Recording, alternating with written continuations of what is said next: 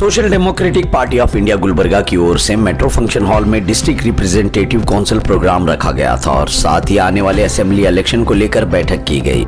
इस प्रोग्राम में professor Syeda Sadia Karnataka state vice president, Afsar Kodlipet state general secretary, Ashraf Machar state secretary, Abdul Rahim Patel SWC member, Syed Dastagir district president और SDPI के सभी लीडर्स मौजूद थे। इस प्रोग्राम में डिस्ट्रिक्ट वर्किंग कमेटी और सिटी वर्किंग कमेटी बनाई गई। डिस्ट्रिक्ट वर्किंग कमेटी की ओर से चुने गए Syed Dastagir district president, Mohammed Maqbool Shah vice president, Syed Ali Milai district general secretary, Ibrahim Banku district general secretary of organizing, Syed Sadiq Hussain district secretary, Mohammed Mohsin DWC member, Arif Merchant DWC member, Mustafa Yadrami DWC member, Shakir Sitnoor DWC member और city working committee से चुने गए Qamar Junaidi Qureshi Gulbarga city president, Mohammed Yusuf Ali Gulbarga city vice president, Mohammed Hussain Taufiq Gulbarga city general secretary, Mohammed Sikandar Gulbarga city general secretary of organizing, Ghouse Karigar Gulbarga city secretary, Syed Moin Faisal Gulbarga city secretary, Mohammed Rehan Gulbarga city joint secretary, Mohammed Ashraf Ahmed Gulbarga city treasurer, Mohammed Nadeem Gulbarga city council member.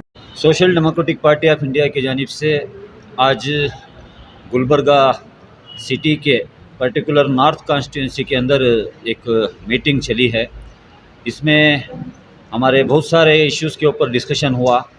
ख़ास करके आइंदा आने वाले 2023 के इलेक्शन में गुलबर्गा नॉर्थ, गुलबर्गा साउथ और गुलबर्गा रूरल, ये तीनों कॉन्स्टिट्यूंसी में हमारे कैंडिडेट को फील्ड में उतारने के बारे में बहुत डिस्कशन चला।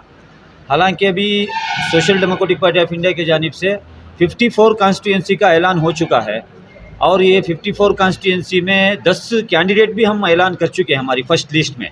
जनवरी 7 तारीख को हमारे नेशनल प्रेसिडेंट MK फैजी साहब बेंगलुरु में प्रेस कॉन्फ्रेंस के ज़रिए से इसको ऐलान किए हैं। अभी नेक्स्ट सेकेंड लिस्ट हमारी ऐलान होने वाली है। तो इसी के मद्देनज़र मेरा और हमारे स्टेट सेक्रेटरी अशरफ माचार और हमारे state vice president Sayyeda Sadia madam का एक दौरा था रायचूर, यादगीर और गुलबर्गा, बीदर, ये चारों डिस्ट्रिक्ट्स में। ख़ास करके कल्याण कर्नाटक में हमें कितने जगह पर कैंडिडेट को फील्ड करना, इसका हम जायज़ा ले रहे थे। एक डिस्ट्रिक्ट्स में, एक कॉन्स्टिट्यूंसी में 3-3, 4-4 नाम का हमारा डिस्कशन चला है, लेकिन फाइनल हमारी नेशनल सेक्रेटरीट काउंसिल में उसका फाइनल होगा और सेकेंड लिस्ट में हम उसको ऐलान करेंगे।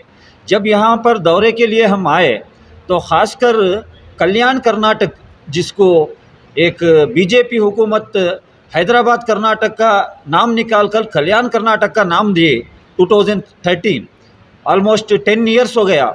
कल्याण Hyderabad Karnataka rural development board यहाँ पर क़ायम होके अब उसका नाम कल्याण कर्नाटक कर दिया।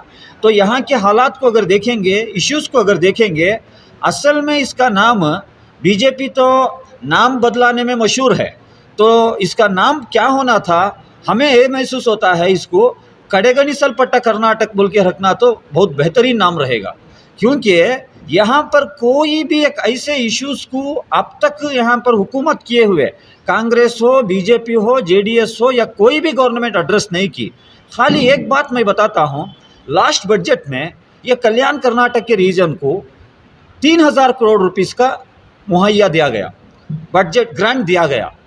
अभी 8 महीने हो गए तकरीबन, अभी मार्च में और न्यू बजट प्रेजेंट करने वाले हैं। इसमें एक्सपेंड कितना हुआ अगर उठा के देखेंगे, सिर्फ 1200 करोड़ रुपए का खर्चा हुआ। यानी 3000 करोड़ देने के लिए, वो बोलते हैं ना हाथी के दिखाने के दांत हैं, ये चबाने के दांत देखेंगे तो 1200 करोड़। मुझे आप बताइए, कल्याण कर्नाटक में 6 डिस्ट्रिक्ट्स आते हैं, बीदर से लेकर बल्लारी तक, 1200 करोड़ में क्या डेवलपमेंट होगा। और आर्टिकल 371J को स्पेशल क्लास पर यहाँ पर लाया गया, उसको भी लाकर तकरीबन 1 सदी गुजर गई, क्या डेवलपमेंट हुआ। आज भी तो स्टेट में 2,50,000 वैकेंसीज खाली हैं गवर्नमेंट के, और ख़ासकर कल्याण कर्नाटक में तकरीबन 1.5 लाख वैकेंसीज खाली हैं। और आपको मालूम है कल्याण कर्नाटक में तकरीबन हमारे 6.5 करोड़ जो आबादी है कर्नाटक की, उसकी 20% आबादी ये 6 डिस्ट्रिक्ट में बसती है। और उसमें भी ख़ास करके माइनॉरिटीज़ और बैकवर्ड कम्युनिटीज़ का एक बहुत बड़ा तबका यहाँ पर है। और सचार कमीशन के रिकमेंडेशन को इम्प्लीमेंट करने के लिए यादगीर डिस्ट्रिक्ट को चुना गया था। तो बड़ी अफसोस की बात है, डॉक्टर नंजुंडप्पा के जो कमीशन के रिकमेंडेशन थे उसको आज तक इम्प्लीमेंट नहीं किया गया। डॉक्टर नंजुंडप्पा रिकमेंडेशन कमीशन के रिकमेंडेशन को इम्प्लीमेंट करने के लिए वही पिछले बजट में 3,000 करोड़ का स्पेशल ग्रांट देते हैं बोल के वायदा किया गया। कहाँ गए वो 3,000 करोड़? वो 3,000 करोड़ में तकरीबन 1,200 करोड़ ये कल्याण कर्नाटक के डेवलपमेंट के लिए ट्रांसफ़र किया गया। यानी लोगों को आंखों में चूना लगाने का काम कर रहे हैं। तो यहाँ के लोग इसके बारे में अवेयर होना है।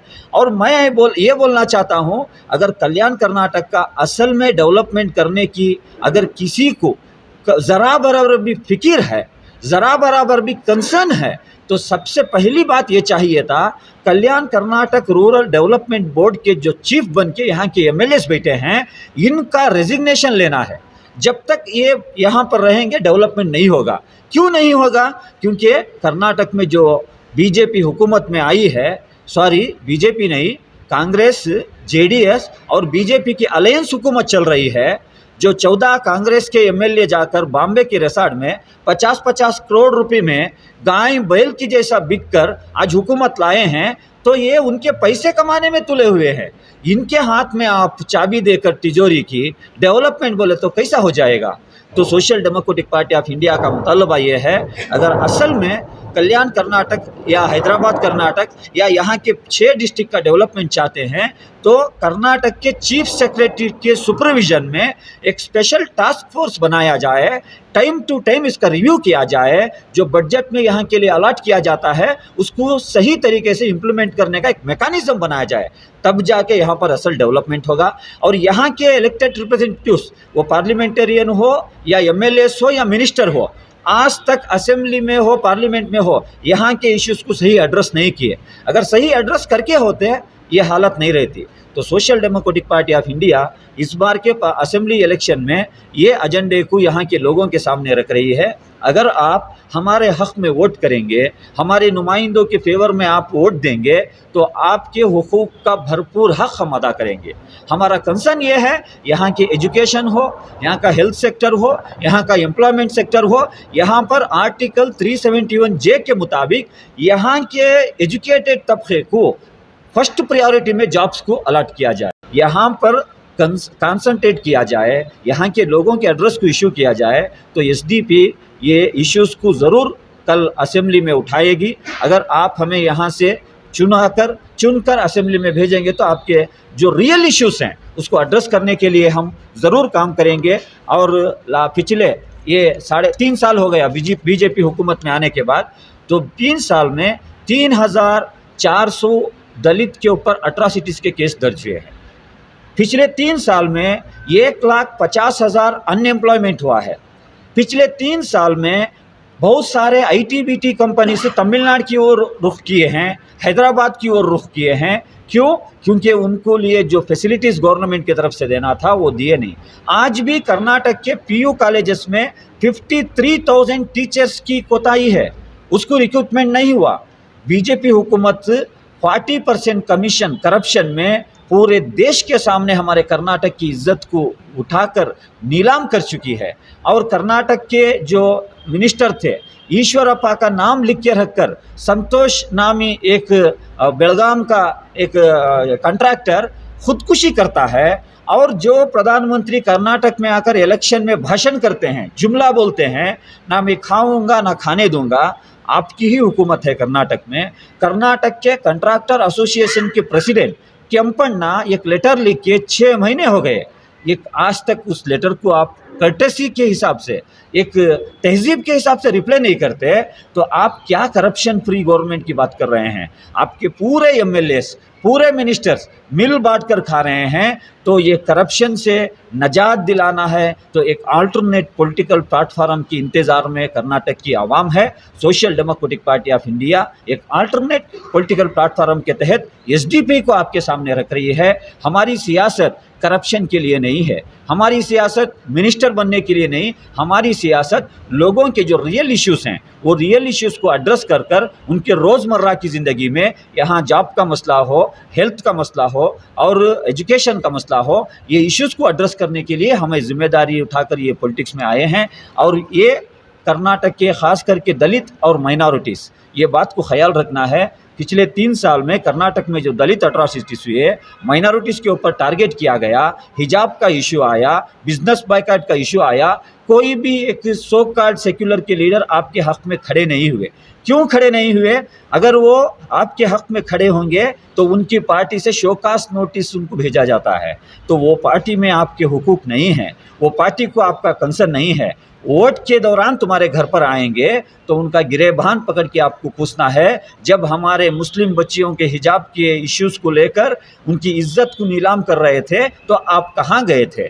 क्यों उनके हक़ में खड़ा नहीं हुए? क्या आप आपके एमएलएशिप को बचाने के लिए खड़े हैं या आपके पार्टी के लीडर्स को खुश करने के लिए खड़े हैं? तो लात मारता हूं मैं ऐसी सियासत को। ऐसी सियासत करने से चुल्लू भर पानी में डूब के मर जाना बेहतर है। तो social democratic party of India ये बीजेपी के आईटी सेल के प्रोपोगंडा को डरने वाले सियासतदानों के ऊपर भरोसा रख के जाएंगे, आप खुशी करने के मुताबिक हो जाएगा। आप आपके हक़ को सही सही इलेक्टेड रिप्रेजेंटेटिव्स के हक़ में फेवर में वोट कीजिए। आप बेहतरीन जानना है कि आपके हुकूक के लिए काम करने वाले कौन हैं, तो social democratic party of India एक अल्टरनेट प्लेटफार्म बोल के आपके सामने ये प्लेटफार्म को प्रेजेंट कर रही है। और हमें भरोसा है ये कल्याण कर्नाटक के जितने भी मुस्लिम हो, हिंदू हो, क्रिश्चियन हो, ये सभी लोग डेवलपमेंट चाहते हैं, सभी लोग एक पीसफुल लाइफ गुजारना चाहते हैं, ये सभी लोग एक भाईचारगी के साथ ज़िंदगी गुजारना चाहते हैं। चंद लोग हैं जो यहाँ इंतजार करने की कोशिश कर रहे हैं, इंतशार फैलाने की कोशिश कर रहे हैं। इनकी जो गलत सोच है इसको हम सब मिलकर हराएंगे। आइंदा एक नया डेवलपमेंट का एक एरा एसडीपी के ज़रिए से यहाँ पर हम शुरू करेंगे बोल के आज के इस प्रेस कॉन्फ्रेंस के ज़रिए से हम पूरे अवाम से हम मुतालबा करते हैं। हमारे हक़ में आप वोट दीजिए, हमारे लिए आप वोट दीजिए, आपके लिए हम ज़रूर काम करेंगे। डेमोक्रेसी तब तक मजबूत होती है और तब तक चलती है तब तक इलेक्शन जो एक इंस्ट्रूमेंट जिसे कहते हैं, जिसके ज़रिए से अवाम अपना एक रिप्रेजेंटेटिव चुनती है, तब तक हमारे पास इलेक्शन फ्री, फ्रैंक और सही तरीके से इलेक्शंस नहीं करते और नहीं होते, तब तक डेमोक्रेसी मजबूत नहीं होती है, वरना डेमोक्रेसी इसी तरह से कमज़ोर होती रहती है। क्योंकि इलेक्शन का सीज़न आया है, अप्रैल मई में 2023 के एमएलए इलेक्शंस होने जा रहे हैं। गुलबर्गा में भी इलेक्शन का माहौल आया है। अवाम के सामने बहुत बड़ा एक क्या बोलते हैं, सुनहरा मौका है कि इलेक्शन के ज़रिए से आप अपने एक जो लीडरशिप होती है, एक जो आपका रिप्रेजेंटेशन होता है, आपके जो रोज़मर्रा के जो तकलीफ़ होते हैं, जो आपके जो आने वाले फ्यूचर की जो परेशानियां होते हैं, जो प्रेजेंट जो इश्यूज़ होते हैं, उसको सॉल्व कराने का एक अच्छे लीडर को, एक अच्छे रिप्रेजेंटेटिव को चुनने का एक बहुत बड़ा सुनहरा मौका अवाम के पास इस डेमोक्रेसी में इलेक्शन के ज़रिए से आपके सामने आता है। लेकिन अवाम क्या करती है? अवाम अपने कुछ फ़ायदे के लिए बीजेपी के डर से नाअहल कैंडिडेट्स को, जिसके पास वो एमएलए बनने की सलाहियत नहीं होती है, ऐसे पार्टीज़ जिसे मालूम है कि हमारे इश्यूज़ के ऊपर, हमारे परेशानी के ऊपर ये पार्टी ठहर नहीं सकते, कभी भी जाकर किसी के साथ कॉम्प्रोमाइज़ कर सकते हैं, ऐसे पार्टीज़ को और ऐसे कैंडिडेट्स को हम किसी न छोटे मोटे वजह की वजह से हम ऐसे लोगों को चुन को भिजाते हैं। सिर्फ गुलबर्गा में नहीं, हम देखते हैं ख़ासकर ये जो इलेक्शन का जो जिसकी डिवैल्यूशन हम जो करें हैं, ख़ासकर जो मुस्लिम पॉकेट्स हैं, हम उसको वहाँ पर देखते हैं। ख़ासकर गुलबर्गा में नॉर्थ का सीट लीजिए, उसी तरह बीदर का सीट लीजिए, बीजापुर, यादगीर, रायचूर, जहाँ जहाँ मुस्लिम डोमिनेटेड सीट, जहाँ पे माइनॉरिटी सीट जिसे हम डिक्लेयर करते हैं और मानते हैं, वहाँ पर देखिए लीडर्स की कैसी कमी है, वहाँ पे इलेक्टेड रिप्रेजेंटेटिव्स में क्या कमी है, हम सबको मालूम है। लेकिन हमारी कोताही, हमारा जो नज़रिया है, बीजेपी नहीं आना इसीलिए हम ये पार्टी को चुन रहे हैं, बीजेपी नहीं आना इसीलिए हम ये कैंडिडेट को जो चुने, ये जो सोच हमारी जो सोच को पैरालाइसिस कर ऐसे कैंडिडेट्स और ऐसे पार्टीज़ को हम भिजा रहे हैं जो नाम के लिए हमारे लीडर्स हैं।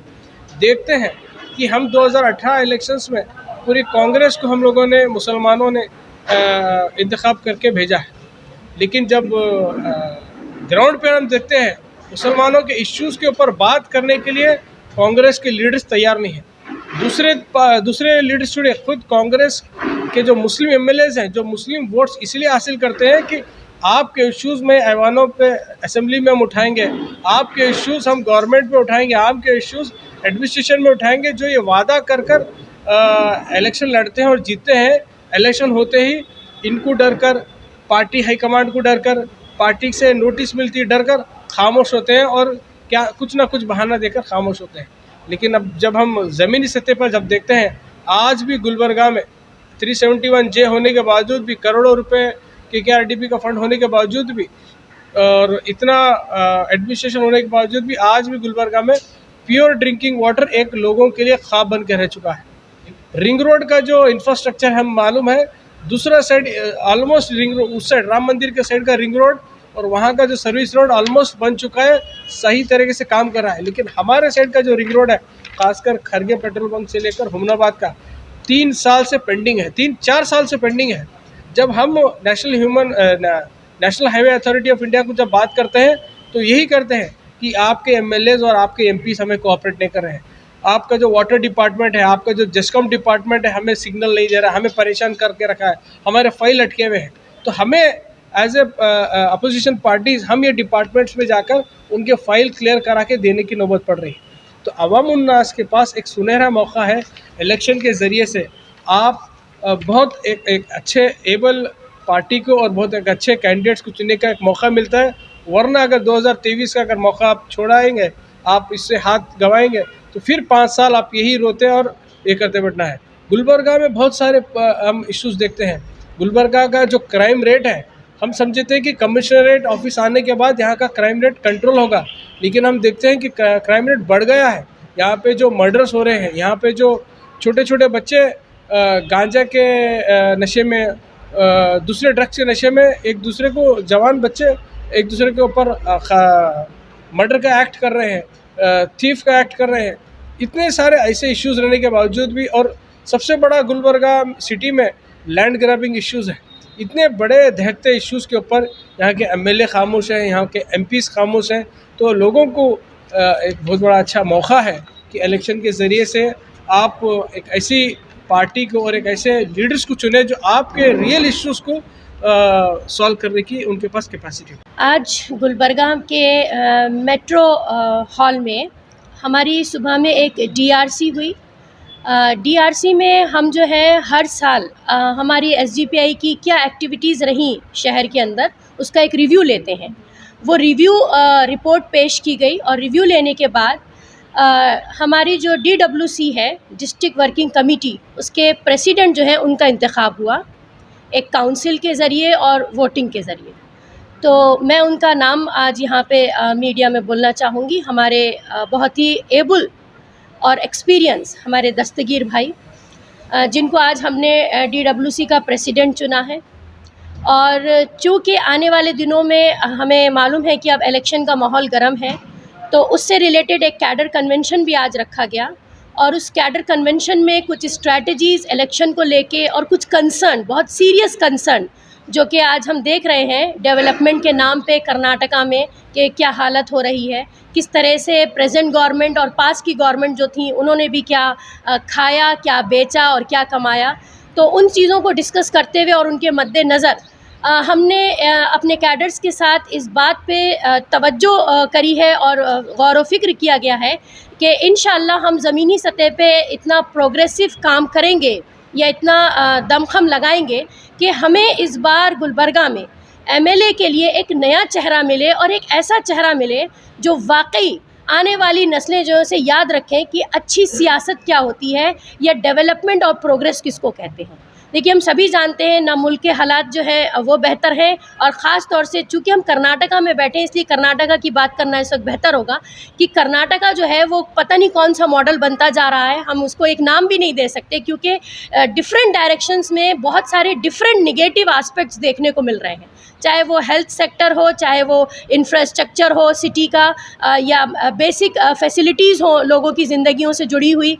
तो अभी क्या है कि अब धीरे धीरे हर पार्टी अपना कैंडिडेट उतार रही है। ये एक तरीके से ऐसा माहौल हो गया जैसे कोई अखाड़ा हो गया है और कुश्ती लड़ने के लिए कैंडिडेट्स उतर रहे हैं। तो हम जो है एसडीपीआई पार्टी, चूँकि हमारी बिल्कुल एक अलग आइडियोलॉजी है, we are not for career, we are for cause. एक पहली बात। और दूसरी बात, हम बिलीव करते हैं फ्रीडम फ्रॉम हंगर और फ्रीडम फ्रॉम फियर में। तो अपनी आइडियोलॉजी को ही लेके हम जो है इस बार इंशाल्लाह अपना कैंडिडेट नॉर्थ, साउथ और रूरल में भी उतारेंगे। और हम आज आपके मीडिया के माध्यम से पूरे गुलबर्गा की जनता से, वो ख्वाह किसी भी कास्ट के हों या किसी भी रिलीजन के हों, किसी भी आइडियोलॉजी के हों, अपने शहरियत के हक़ से ये मैं मतलब कि बोलना चाहूँगी और अपील करना चाहूँगी कि देखिए, एक ऐसा लीडर चुनिए जो आपको लाइवलीहुड प्रोवाइड कराए, जो आपको corruption free, crime free at least मुआशरा देने में कारगर साबित हो। ये वाली आइडियोलॉजी लेके, ये रिव्यू करके और ये फ़िक्र के साथ आज हमारा कैडर कन्वेंशन भी अल्हम्दुलिल्लाह कंप्लीट हुआ। और आज हमारे जो है नए डिस्ट्रिक्ट, उनका नाम भी हमने यहाँ ऐलान किया, दस्तगीर भाई। अभी क्या है कि हम इंशाल्लाह पूरी कोशिश ये करेंगे कि जितना हो सके लोगों को अवेयर करें उन सारे इल चीज़ों से जो अब तक लोग झेलते आए हैं, जो आज भी लोग झेल रहे हैं। और हम लोगों को एक हिम्मत भी देना चाहते हैं कि चूँकि ऐसा लगता है कि जैसे लोगों के पास कोई ऑप्शन नहीं बचा है, तो हम उनको बताना चाहते हैं कि ऑप्शन और बेहतर ऑप्शन, या सिर्फ कह लीजिए एक अच्छा ऑप्शन जो है वो SDPI आज उनके पास मौजूद है। तो मैं नहीं समझती कि लोग जो है वो आप किसी मजबूरी में आके और किसी दबाव में आके जो है अपनी ज़िंदगियों को हेल कर लें।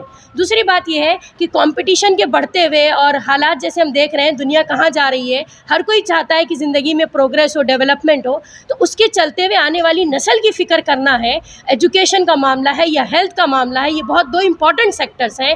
इसके अलावा जिस तरह के भी रिप्रेजेंटेटिव लेजिस्लेटिव असेंबली में जाते हैं, वो सिर्फ एक रिप्रेजेंटेटिव नहीं होते हैं, वो लाखों लोगों की उम्मीद होते हैं। तो इतने सारे लोगों की उम्मीद को हम जो है चाहते हैं कि हम ज़िंदा भी रखें, उस पर काम करें, एक नई प्रोग्रेसिव लीडरशिप दें। इसके लिए आज SDPI जो है वो यहाँ पर उसने अपना कैडर कन्वेंशन किया। शुक्रिया।